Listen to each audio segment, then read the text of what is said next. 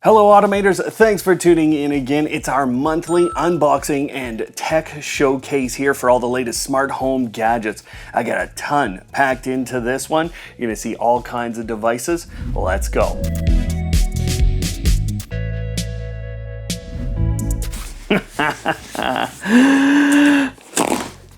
Yeah. Are you ready for the reveal? I hope there was nothing in that box. It is the Apple HomePod 2nd generation. Now, I wasn't sure if I was gonna buy this. I asked you guys on Twitter and I was very clearly told, pick this thing up and do another reveal. Oh yeah, you gotta love Apple. They just get packaging right. Now here we go. This is everything you get in the box and it's not a lot. There's a little manual right here. I'm sure there's something in there. There's a HomePod, a giant HomePod, very heavy, and a power cable, and it's removable. Now, that's actually one of my favorite things about the Apple HomePod 2nd generation versus the 1st generation. I know it doesn't mean that much, but I do like that at some point, if I wanted to, I could replace this cable very easily. But then we have the speaker itself, and this cloth feels exactly the same to me as the original one. You know, I gave away my original speaker, so I don't have one to compare for you right now. But I had the white, and you can see I bought a little bit of a different color this time. Let's do it. Oh, the screen is giant in comparison, and I think that is one of the biggest improvements. You know, I'm gonna tell you a couple of things. Number one, the speaker quality is going to be very similar, but if you have a HomePod 1, right now, the two will not work in a stereo pair. Oh. See it? I was in the Apple Home app, but I don't even think you need to do that. Now I've got to center the HomePod in the frame. Okay, as this is going through that setup, here's the other thing that's a little bit odd with this. It uses Wi-Fi 4. Apple, I would say, tried to explain that and say, yeah, that's the right technology to use for streaming. So we're gonna find out because it's paired to my Apple TV and I'm done the setup. I did nothing. Now there are two control buttons on the top. There's a plus and there's a minus. You can tap to play and pause music, and then I believe, if this is the same as the previous version, if I hold, yeah, I got Siri right there. You have pretty lights. Sorry, Brian. I couldn't find anything like that in your home. What do you mean you couldn't find? The Apple HomePod is a speaker first, and as I measured the audio levels around the speaker, I found that they were almost exactly the same all the way around the speaker. There are minor variances in terms of decibels, and the biggest variance is from top to bottom. Bass tends to be lower in the speaker versus its predecessor, but honestly, you're not going to notice it because the sound quality is incredibly high. It's balanced and enjoyable, although I wouldn't say that my time with spatial audio blew me away or anything. Nameless, I'ma wake up with the mindset that one day I'm gonna make it, and I don't think I'll be fine if I don't break my limitations. Don't try to stop me, I exist to write my own story. I'll make a decision if I want some peace or if I want the glory, yeah. Don't want. Comparing this to the Echo Studio is something that would take me a whole video to do, but to break it down for you, Amazon's clarity is not as high as it is with the HomePod. The Echo Studio is louder, but not by a lot, and it's definitely not the same audio level on all sides of the speaker. I also think that the cloth is better on the HomePod and it just feels nicer. Plus, I think that the top looks a lot more refined with the larger display and the way Siri looks when you request anything from her. From a smart home perspective, this is actually really powerful. You get humidity and temperature sensors, and although they aren't super accurate right now, I'm sure Apple will get it right over time with adjustments through software. It has an ultra-wideband chip in it, Bluetooth 5.0, Thread, is a Matter over Wi-Fi and Matter over Thread controller, a HomeKit hub, and acts as a doorbell chime. Now, obviously, you're gonna be able to combine this with a number of things in your smart home. You're gonna be able to use this with the rest of Apple HomeKit for control there. A couple of these in a pair is gonna be absolutely amazing attached to an Apple TV. Simply put, it's ridiculously priced, but it's ridiculously good. I think I'm gonna keep it, and that tells me everything about the money I spent.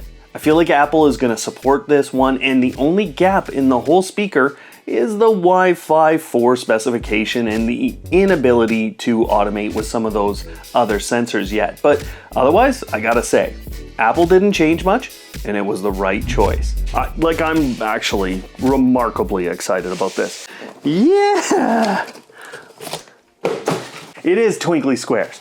Now this is a 5+1 kit, and I think I'm gonna be able to make all kinds of things. Now we have compatibility with most of the systems you're gonna want it with, and honestly, these things look absolutely amazing. I struggled with the first version of Twinkly lights, but what was funny is over time, the device became better and better, became more reliable, it just got better effects, and as I started to see the Twinkly products coming out this year with, they have their new entertainment hub, I got more and more ready to try out some of these.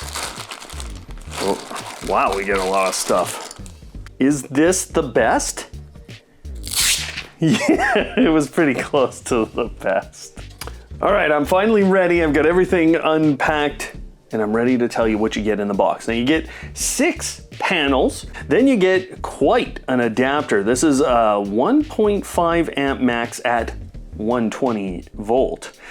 So it's the straight up power in your wall to USB-C, and that's what's going with this white USB-C to USB-C cable. Then you get a number of these connectors, which is gonna allow you to go panel to panel, and you get a number of these connectors, which are physical connectors that go in the back. Then you get your manual. There's a little card inside of this as well, and a little guide, I think, for mounting these on your wall. Plus, I got some little stickers in here. I just want to do another of these. Yeah. 5 of them have this back here, a little bit of a different pattern than this one right here.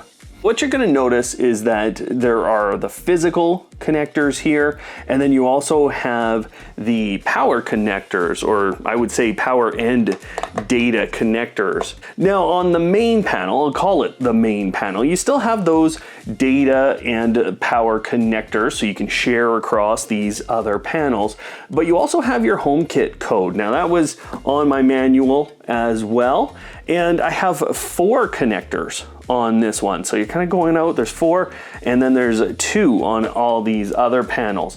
The other thing is this has a little blue button on it, and then the USB-C port is sitting there. So that's the one that you're putting in your power cable to. It's doing something. I mean, it's great looking. So what I'm gonna do, I've already put one connector in. I'm gonna put in this second connector after I've run the power cable through. So there's a really smart design here going on. And then I can kind of feed it all the way through these little grooves in the panel. And it seems like it is bi-directional. I can put this cable in facing either way. And I thought, most serial communication like that, you can't usually do that. Twinkly Squares are nothing short of gorgeous, unique smart home lights with good compatibility for most smart homes. The Twinkly app is mostly where you will control these, as you get all of their pre-created effects, as well as a number of other features that allow you to create unique experiences. Not only does Twinkly have a web store of sorts where you can download effects created by other users for free, but you can even generate your own effect based off of a picture you upload to the device. There's also a feature where you can use multiple effects in a sequence, so your panel really can be completely customized. If you try to integrate with Apple, Google, or Amazon, or another system, really all you're going to get is on, off, and a color control that'll change the entire panel to a certain color. Setup took just seconds, and building the squares how I wanted was enjoyable, but installation is a little more difficult than your average smart bulb or LED strip. You will have to follow the instructions very carefully so that you don't end up putting a lot of holes in your wall. And I didn't have any of the physical hardware in the box for mounting it on the wall. You will need to be really careful when you're installing or working with squares, as you can scratch these panels. Now, it won't show up once the lights are going, but you might see it every once in a while, and they were fairly easy for me to scratch. So you'll need to think about that, and you'll also have to think about which effects you'd like to apply to squares before you choose just how many panels you get. The system allows connection of up to 15 panels on one plug, and you can configure the system in any way, so it's really flexible. I said you need to think about which effects you want to apply because although Twinkly gives you access to resize the effect or fit it to your panel in some cases, I did find that some effects were better on a rectangle setup while others were better on a square setup. I'm sure others will be better with a more abstract setup, and I did find that any of the faces or even uploading a picture of myself, it didn't look really great without a lot of panels just because you can only have so many pixels on squares. Most of the effects look great, and I love the way each individual square adjusts both its brightness and its color or temperature as needed. It's a smooth shift when it wants to be, and it can be abrupt when the effect calls for it. Simply put, this is an absolute centerpiece in any home, and with the right installation, Twinkly Squares are incredible. Such nice tape here. It's like Happy Holidays from Sinope. Now, if you don't know, I've been showing a lot of Sinope stuff because they're a Canadian company. They've got a lot of different devices, and the ones that they're making are pretty good quality. They're pretty high quality. Now, this is a new product. Probably the most interesting smart device I've seen in a long time is Calypso from Sinope. This is a smart water heater controller, and it really does go to energy savings for those of you with a water boiler. You're gonna have to have that older style, and that's okay because I bet it's still in most homes today, but you're also gonna need that Zigbee hub from Sinope to really unlock everything you want. Now, there's some good statements on here that really explain what this device is all about. Heating water takes up a good chunk of your bill. And if you can optimize how much water you have in the tank, how much heating you're doing with that tank, then you can optimize that part of your bill. So this is highly focused on saving you money through your water. So here's what you get with Calypso.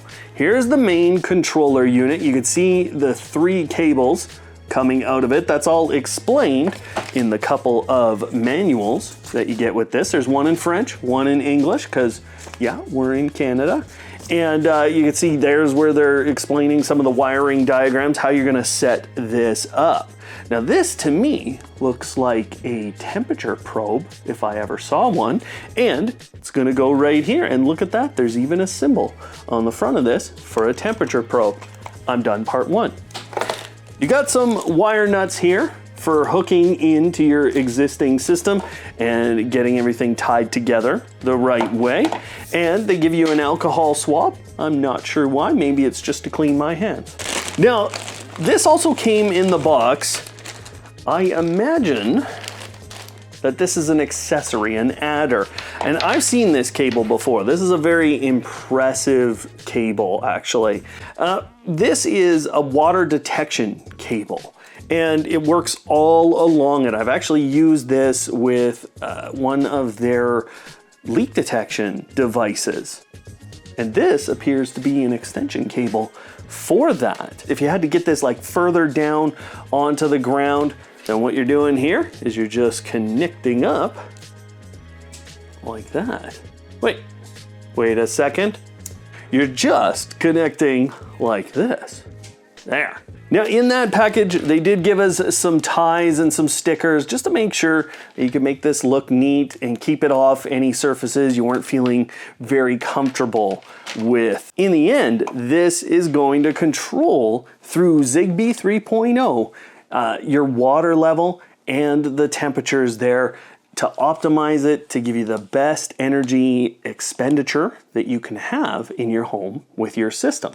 Now this one looks like it works a little differently. It's gonna work with Habitat directly. Otherwise, you can use one of the gateways from NeviWeb. What you need is called the GT130. That's a Zigbee hub. It's from these guys, and then you can connect this directly to it because it's Zigbee 3.0. That's gonna give you access to both Amazon and Google for some voice control and maybe checking on some of the statuses of these sensors, which is really nice.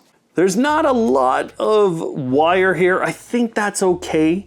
I don't think that many of you are gonna struggle with this. The actual device itself is very small. I'm not worried about this fitting in any homes. I really like that. And it's a very simple to operate device. We've got a power button, and then we've got some LEDs on the front, the link and the load. And that's about it. Otherwise, you've got your temperature and your leak probe if you want them, and you got this ready to go. Now this is it's a proper box for storing this. And what we would do is we'd pop out one of these, and I'm not gonna do that right now. Oh, should I do it? Yeah, I'm not gonna do it. So here they've given me like a proper case for this to sit in to keep the device protected. Now, you're gonna have to punch out one of these, and actually I think you're gonna have to punch out a second one for the sensors to come out of, but then this can sit in a lot of different surfaces. Now, I couldn't install this one physically in my home because I don't have that type of water heater, but I did get to play with one of these through the Sinope app. There are 5 pretty big features with this device. The temperature sensor connects to the thermostat in your water heater, so you'll have that forever in your home automation system. You can connect that leak sensor, which is one of the best I've found to date because that cable can detect leaks all along the lead. You can set up geofencing automation so you're not heating water when you're not gonna need it, which should save you all kinds of money. Wattage is included in a really unique way. Basically, you get a readout for how much water is required to heat the water or to maintain temperatures. And if you happen to be in an area where you can connect this to a power utilities dynamic pricing program, you can avoid peak power rates and again, save yourself more money. So this is one of the most interesting devices for one of the most expensive things in our homes, as it really allows you to attack the energy you spend on heating and maintaining water temperature. Let's get into the Wyze Cam Pan V3. Now this is gonna have all of the upgrades for the Wyze system in it. And honestly, I was really impressed with the V2 last year. It was very tall, it was a little bit overbearing in terms of a design, but with the way this one looks and some of the things I've already seen Wyze customers doing in terms of mounting and how they're placing these cameras, you know, I can see this one really taking off. Now, it fully pans, and what I mean by that is in a lot of cases, you know, companies say, okay, it's a full pan and tilt camera. No, this thing is 180 degrees, that would be tilt, and then it's 360 degrees pan. That's what you call that. Kind of losing my words today, but here's what you get in the box. Here's the eye-backed sticker. I got a lot of those. I don't think I've ever put them anywhere. I don't know what that is. It looks like a scary sticker. Oh, I get it, because there's always bugs on your cameras. They're always attracted to the IR lighting at night, so I guess you could pretend that that's there. That's kind of fun. You know, Wyze kind of making fun of themselves. That's fun. Got a quick start guide, and we've got the camera itself. That is big. You get a mounting bracket for the pan cam here, and then you have some basic hardware, but then you're getting this screw here. It's going to go into the back of the mounting hardware, and then that goes on the bottom. So this is actually how you're going to mount this device. Then you get an adapter. This adapter, I think, is a little heftier than your average one, a little bit than your average Wyze Cam for like these other ones. And then you have a bit of a different connector here for the micro USB into the camera itself. Ooh, which is on the bottom. Now let's get into this camera because it's such a different design. But first, we need the sounds of tech. So here's some of the first tilts that you can see. See, I got my words right. You can see it's a full 180, like that is straight down, and we can go straight up. Now it's just making it by the base.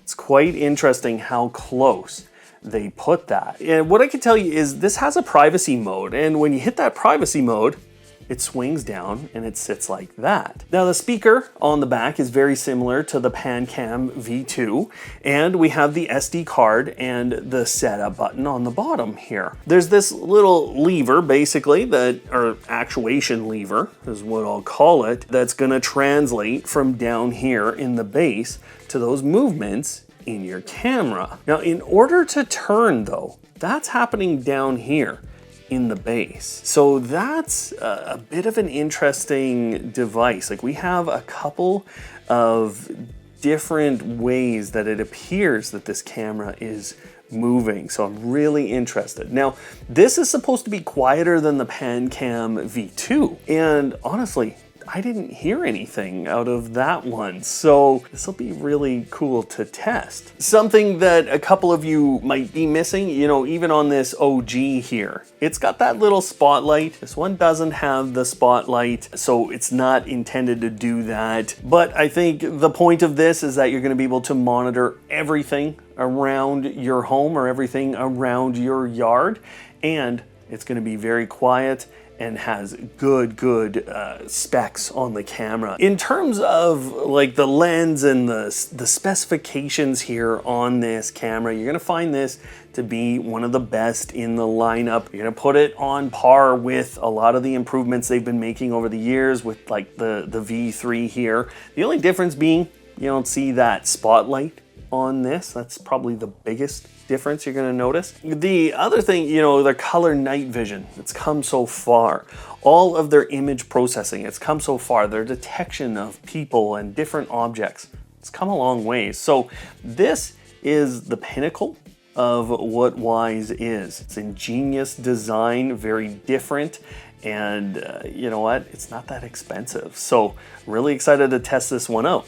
Let's go. I reviewed the V2 version of this camera and it was greatly improved then. This one is another level of improvement, and although the resolution hasn't changed, nor has the frame rate or really some of those basic specifications, what has improved is tracking, and that is the most important component of this camera. It still suffers from a backlighting issue that makes things like my hand or part of my face disappear when there's a strong light source behind me, but otherwise the footage looks great in my home, and it does really well all the way out to a depth of about 20 feet before I notice any real degradation. The tracking is nearly flawless in my home, and it's configurable with different pan speeds being available. So if you're finding that it's moving a little too fast, then you can slow it down, or you can speed it up if you're losing people. But in general, it doesn't matter what speed I put it in, as it will continue to track me moving through the space, no matter how crazy I get. I think the mount is good, and I've seen a lot of people purchasing aftermarket mounts and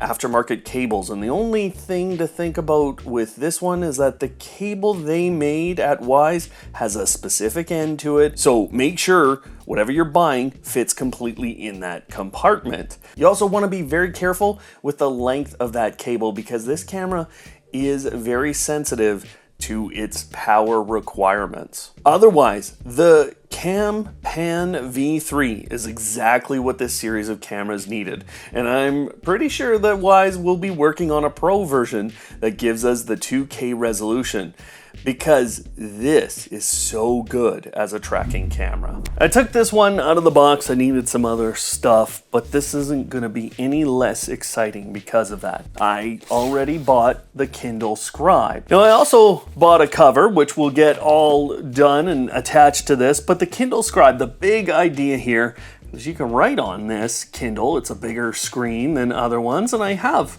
a basic Kindle.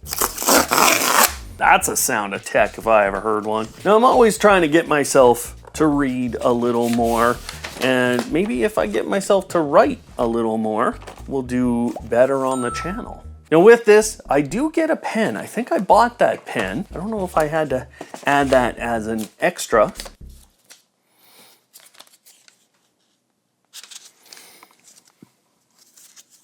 It's wide. It's huge.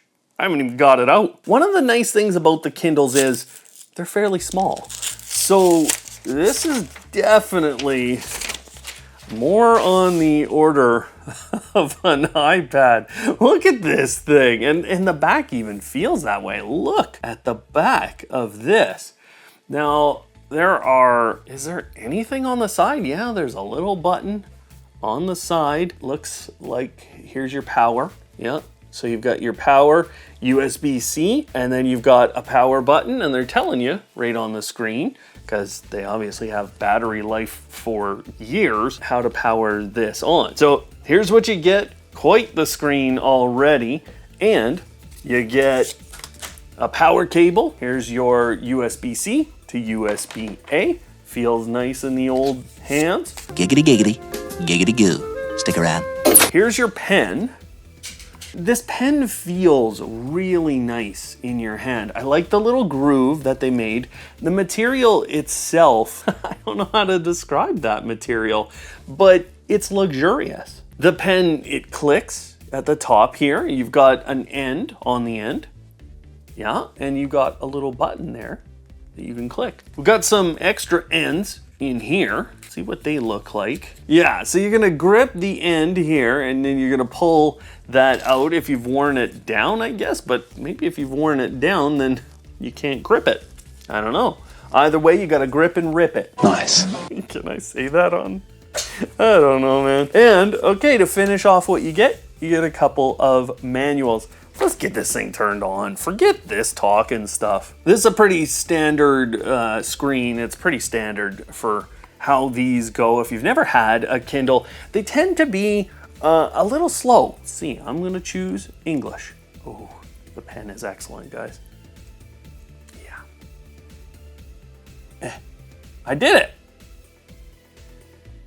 I did it. It does feel snappier, more responsive, and yeah, I love this pen. On the back now, I'm noticing as we're going through the setup process, I'm noticing these little feet on it, and it makes it, look, it's stuck to my table. Let's open up this. It's a lightweight protective cover that opens and closes to wake the Kindle Scribe. I'm not reading marketing material or anything as I tell you that. Ooh.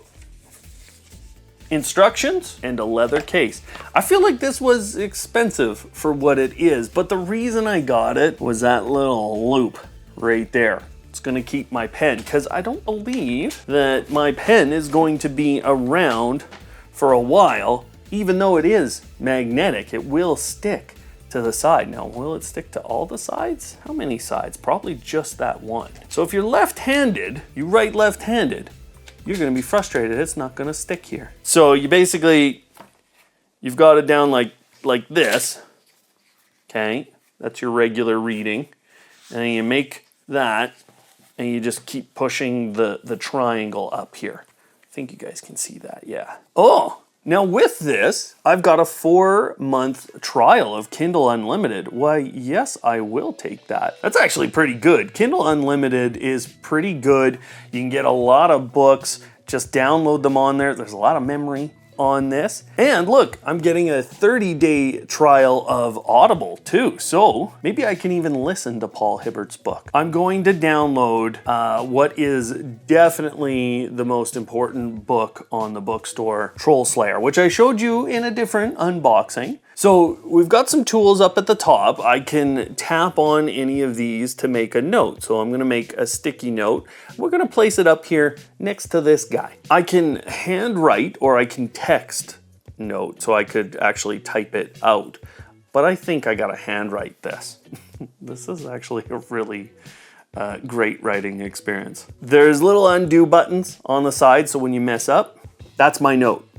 So now at the top of this page, I have this little thing, and when I tap on that, I get my handwritten note. And of course, the back here is an actual eraser. So look at that. When you're doing your handwritten notes, you can actually erase it.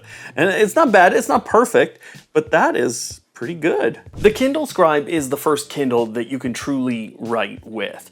The notebook feature allows you to do all kinds of different templates and then create all kinds of different notes. You can draw in the device and you can take notes inside of books either in handwritten format or a text format, or actually both. The device is much faster when you're scrolling through books and you're downloading things and you're just moving throughout. The extra real estate on the screen helps you to navigate, and the extra power in the device helps you to do the same. Plus, it just makes the experience more enjoyable. It's not an overly heavy device, and the cover really works well with its magnetic backing and its ability to turn on and off the device just by opening and closing the cover. Plus, the pen either fits on the right-hand side or in the loop at the bottom. There's also some special functions if you're reading out Audible books. You can get that read out of Amazon Speaker, but they even have a voice view accessibility feature that allows you to connect by Bluetooth to an Echo speaker and just have that Echo speaker read out whatever's on your screen. And actually, it will move the pages for you through your book as it reads. Refer your troll to the correct department so they can get the help they need. The average troll appendage varies in size, from small to really small. I received a box from the folks at Shelly. Like, I've never received a box of products before. We're gonna start with the Shelly Motion 2. Now, what's strange about this is that it's not Zigbee, it's not Z-Wave, it's not Thread. It is actually Wi-Fi. Inside of the box, here's what you get. You get a mounting 3M sticker. Obviously, you could use your own tape. You get a little reset pin device, a manual, pretty sizable manual for what I would call a pretty simple device. And then you get the mounting plate here, and it's got a bit of actuation on the device. You obviously get the sensor. I believe there's already, well, that's a rechargeable battery, Batman, right there. Look at that. A rechargeable battery is really interesting. In fact, hang on a second here. Let's just plug that bad boy in. Now, it is large. It's large, it's heavy. This is not a small device. What do I got around here? Here's the Meter 2, or the Meter Plus from SwitchBot. You can see this is bigger. It's not wider, but it's bigger. That's what she said. Now, I think it was Bearded Tinker who said that he had this for about 6 months before he had to recharge the battery. And with this mounting plate, take that off your wall and go recharge it. I really like that updated design because I think the last version had AA's. Maybe it was AAA's. I press the reset button with the little pin. It's just on the underside there, and look at that thing go. This should be broadcasting a Wi-Fi signal. I should be able to connect to it with my phone, and then I should be able to get it onto my own network. Now, when you do these kinds of devices, it'll tell you, oh, you can't connect to the internet through this Wi-Fi. So I've opened up Chrome now. Because I'm connected to the wireless network that this is broadcasting, then you can see I just typed in an IP address, and now I'm on the interface for the whole sensor. I instantly have access to it. It has a tamper sensor on it, so it knows when someone's tried to take it or move it. It's got a light sensor and a temperature sensor on it. Plus you can see the battery power. Now in terms of physical mounting, these two screws come out. I can take those out, and then this mounting plate just goes on the wall. That allows you to get it set perfectly. This device was the reason I wanted to talk to Shelly at CES, and I'm not disappointed by it at all. Not only does it have all of the regular features you get with Shelly products like webhooks, scene or automation creation, and IP configuration, but you also get incredible flexibility with the different sensor settings on the device. So much so that by the time you configure everything, you could be sending motion detection to Amazon only when it's dark in the room or only when it's dusk in a room. The ability to take the motion sensor off the mount to charge, the LED control, and the incredible distance and good range from this sensor means that it is very convenient once set up. The only problem I've had is configuration, and I do wish we got a few more graphs from the different sensors, such as illumination, so then I could more easily configure the device for my space. Samsung SmartThings is a problem right now because I had to refresh every time to see the status update, so that's not working right, and I actually think that's a Samsung problem, not a problem from Shelly.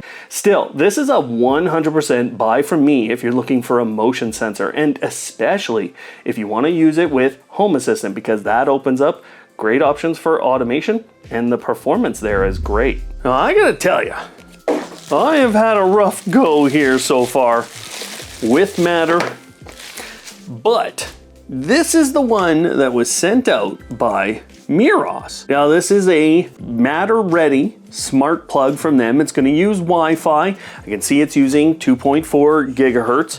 So the whole point is that this should be about 2 seconds to set up. Now this was an interesting little marketing thing. Like, they didn't even tell me that they were going to send this, and then it just came out. Now what's happened is I've bought myself another 2-pack, so I guess I got 4 coming at some point.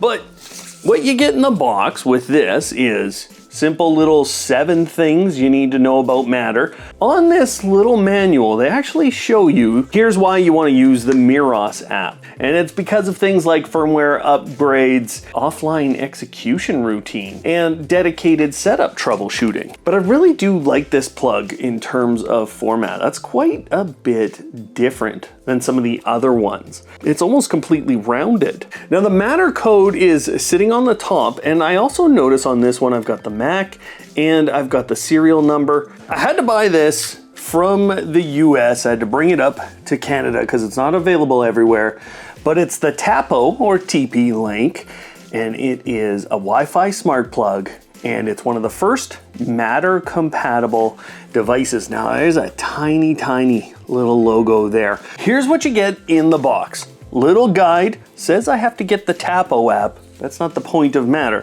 Failed to set up. Look at that, it says, and then there's a little setup with Matter. And then despite there being a QR code on the device itself, there's a QR code sticker, plus my box, plus I get the smart plug. Now this is different looking. There's some rounded edges to this, which is different than I've had with all of the TP-Link devices in the past. Look at this thing. Smart night light. Now, if any of you have had the Echo Flex, that's gonna look an awful lot like an Echo Flex mount, or what they used to sell with those Echo Flexes. I think this is like a dev kit. So you just get, I think a lot will fit that, although it does have kind of rounded edges or rounded compartment here. So you might need the one that they gave you, and then you just plug that in. This little piece, there's a little button here, and they give me a little micro USB to USB-A cable here. It's a little testing kit, really neat, but otherwise, this device in and of itself is really neat because You have this motion detector right here. You have their nightlight. These looked really nice early on, and you know, I don't need to tell you. I can show you. Look at how bright that is. Whoa. Now this one said RGB light. Now, Linkind. Now where did this come from? Whoa. Linkind Matter Wi-Fi light bulb.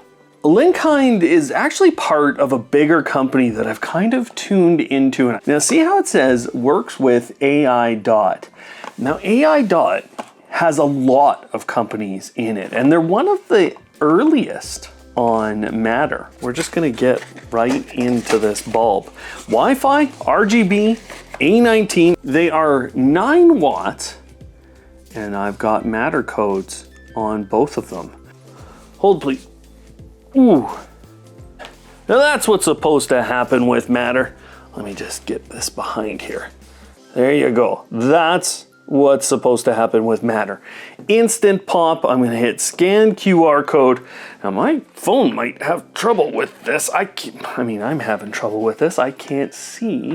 I'm blind. Now I can pick from different applications. This is what I've experienced so far. I have Google Home, I have it installed, it tells me that. And then I can hit choose other apps, and you can see the other ones that I have access to on my phone. Now this is Wi-Fi, and I could put it right into Google Home, but I'm gonna try and put this into SmartThings. It did it.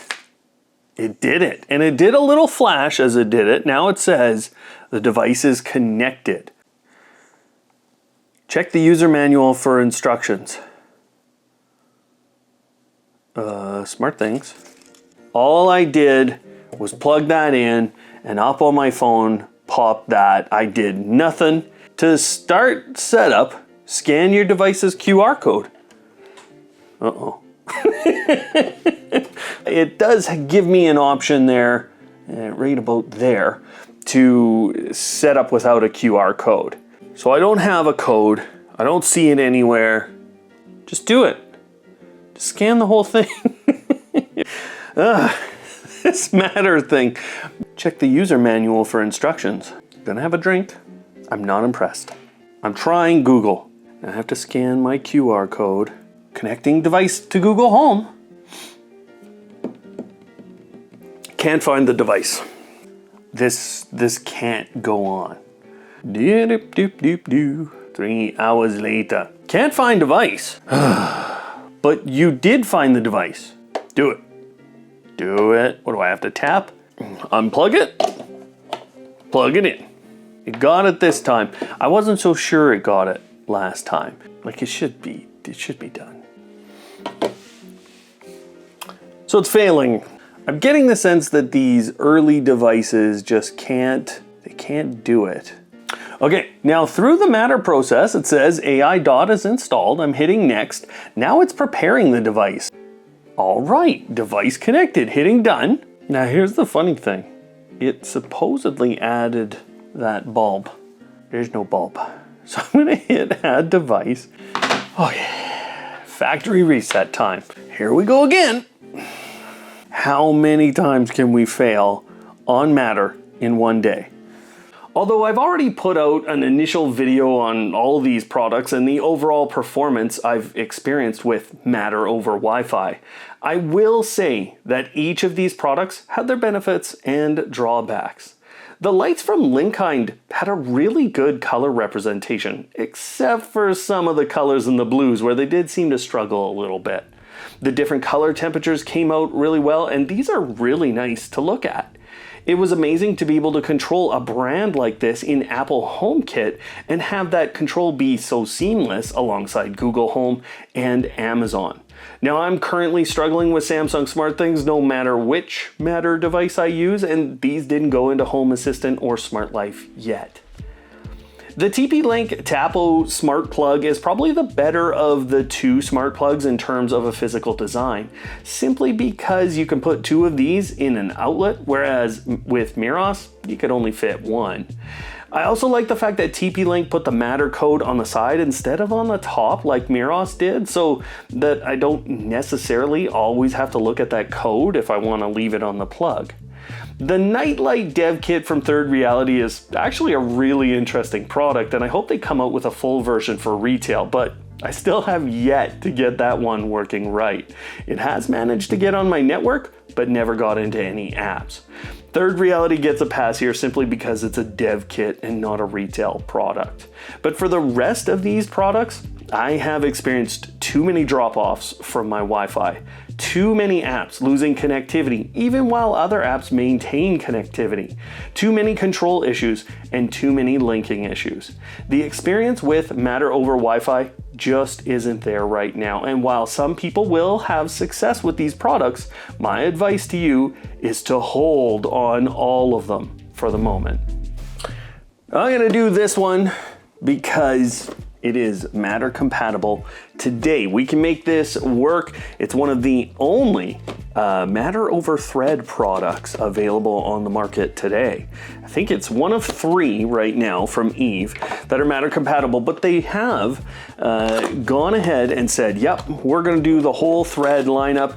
Everything is gonna become Matter ready. Here's everything you get in the box. Not a ton. Here's do you got any issues? Are you happily connected? It's just basically a reach out type of social media card. Then you've got I think that's the regulatory information. You have this, what looks just like a card, but then on the inside of it, there's little clips there, and your HomeKit code is sitting right there. Now, there's no Matter code on this, and right now, what you have to do with the smart plug, which is the last thing you get in the box, is you have to get this connected into the Eve app, and then you can get your Matter code out of that application after you do a bit of an upgrade process. I get to do a little Sounds of Tech. Oh yeah. Looking at this plug, it's a little deeper than some of the other ones, and it has this little edge around it. I actually like that. It's a fairly large light on the front, or button. It's a button slash light, so that's a little bit different. This is saying 15 amp, general purpose, 120 volt AC, so clearly this is made for a North American market. A couple of things you might not know right off the bat. This is energy monitoring. It's a power meter smart plug. That's really great to have on any smart plug, and honestly, I think the on-off features of regular smart plugs are sometimes not enough to make me want to buy them, so I really like getting that energy monitoring. The other thing is, on the box here, it's going to say it's built on Thread, so you will need a border router, and that's why a lot of the marketing talks about like the HomePod Mini or Apple system, because they were kind of first on Thread. But now there are many more options. That's why I can get this into SmartThings and Google Home using one of their products with a border router in it. Now, let me show you how this works, what kind of info we get, and let's try and use it all with Matter. This little smart plug connects through Thread, so it requires a Thread border router like the Apple HomePod or HomePod Mini. After that, this is one of only 3 available Matter over Thread devices, as you can join the Matter beta program on Eve's website. I did that, and that gave me the ability to connect Eve Energy to Samsung SmartThings and Google Home, as well as Apple HomeKit.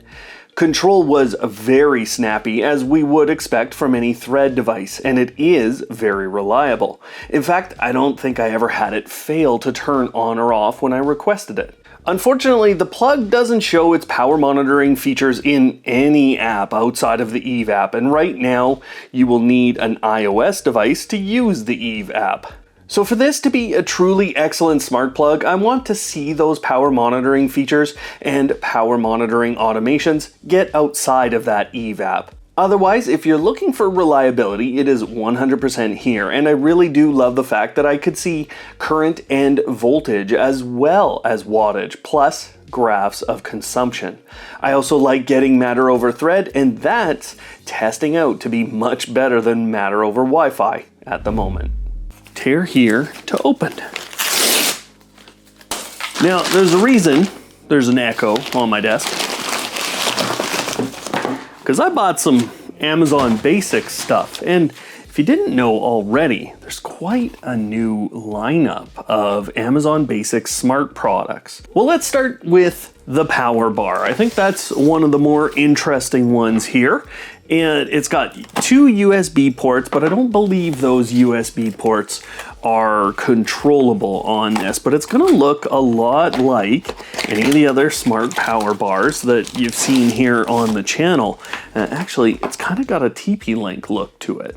In the box, all we're getting is a couple of pamphlets and the power bar itself. So from a technical specification point of view, this is a 10 amp max. Looks like the USBs have a 2.4 amp max. The power bar actually has really good specifications in terms of its physical protection, and it's really important to have these different voltage protection ratings, and of course it is showing on the bar that it has protection available to it, so you're going to know if that protection has ever been compromised. So I'll start with, that's a good length cable for a power bar. It's got good feet on the bottom. That's actually what kind of tipped me off that this was very TP-Link. It's got little hanging spots for it. And then you have a full power bar button right here. The 2 USB ports, you can see there's no control there, but then each individual power outlet here does have an individual button. So now it's sitting here flashing, and for most of you who buy this with your Amazon account, it's just gonna instantly pair. Speaking of which, it actually did just set up in the Amazon app. I didn't have to do anything. I didn't have to put any Wi-Fi credentials in. Now I can tap that little notification, go into the application, and it said first plug, second plug, third plug. That's how I'm gonna be able to control this. Turn off first plug.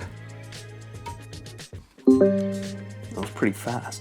You do have the ability to control with routines, both on the trigger side. So if the bar turns on or a specific outlet turns on or off, you can automate off of that. And then on the action side, you can turn on or off any outlet, and you can toggle any outlet. I'm not seeing power monitoring. I'm not seeing anything else really with this power bar, but we've got control of 3 outlets. You saw how fast it was, and I'll do a little bit of research to see if I can find that full button control or anything that we can do with the USBs. Now, the only drawback to the surge protector bar is that there are 3 outlets, and there's not like 5 or 6 or 7, because honestly the bar is well laid out. It has great control features just from how fast it responds with Amazon and within the application. The only problem is they only work with Amazon, just like the rest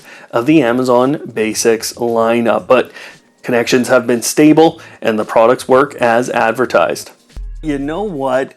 We had some amazing products released in 2022, and I thought it would be great to compile all of the best smart home tech into one video, just like this video today. You check that out, it's up on screen. You'll be able to find a ton of products that are gonna work in your smart home this year and be the best thing you bring in because they've had some time on the market. Otherwise, thanks for watching today, and of course, don't hate, automate.